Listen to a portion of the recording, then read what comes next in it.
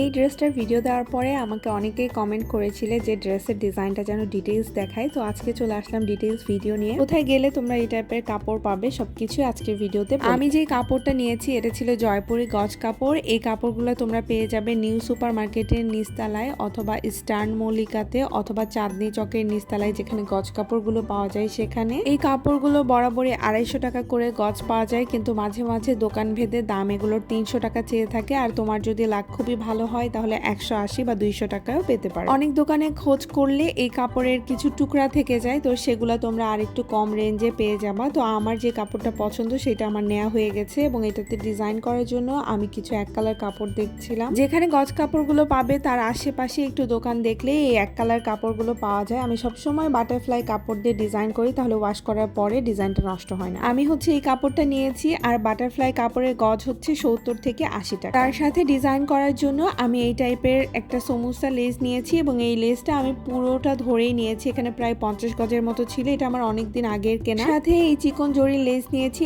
এটার দাম ছিল 5 টাকা করে। আর সমুসা লেসটা হচ্ছে 8 টাকা থেকে 15 টাকা পড়বে। তোমরা যদি বেশি করে নাও তাহলে কম টাকায় পাবা। যদি তোমরা রেগুলার ড্রেস মেক করো তাহলে বেশি করে নিয়ে রাখতে পারো। এখন আমি ড্রেসের ডিজাইনটা একটু আঁকিয়ে নিচ্ছি টেলার্সকে যেন বুঝাতে আমার সুবিধা হয়। আর ভিডিওটা কিন্তু ফাস্ট ফরওয়ার্ড করে দিয়েছি, বিকজ এটা যদি আমি পুরোটা আঁকানো দেখাতে যাই তাহলে ভিডিওটা অনেক বড় হয়ে যাবে। তো এই হচ্ছে আমার ড্রেসের ফাইনাল ডিজাইন, আর এইটা আমি এখন তোমাদেরকে বানিয়ে দেখাবো। টেলার্স আমাকে এই ড্রেসটা একদম মনের মতো হুবহু করে বানিয়ে দিয়েছে, তো আমি এখন পুরো ডিটেইলস ডিজাইনটা তোমাদের সাথে শেয়ার করব। তোমরা চাইলে যে কোনো রিজনেবল প্রাইসের গজ কাপড় অথবা জয়পুরি কাপড় দিয়ে সেম ডিজাইনটা রিক্রিয়েট করতে পারো। আমার যেহেতু এই মিষ্টি পিঙ্ক কালারটা বেশি ছিল, এই জন্য আমি এই কালারটা দিয়ে ডিজাইন করেছি। তো এটা হচ্ছে গলার ডিজাইনটা আমি যেমন করে আঁকিয়েছিলাম ঠিক তেমন করে উনি করেছে। হচ্ছে লেস দিয়ে তারপরে এরকম করে লুপ করে দিয়েছি। চাইলে স্ক্রিনশট নিয়ে রাখতে পারো টেলার্সকে দেখানোর জন্য, এই জন্য আমি একটু কিছুক্ষণ এখানে পজ করে ধরেছিলাম। তারপরে আমি দেখাচ্ছি এই ডিজাইনটা। এটা আমি একদম এরকম করে লেসটা লাগাতে বলেছিলাম। যেহেতু আমার কাছে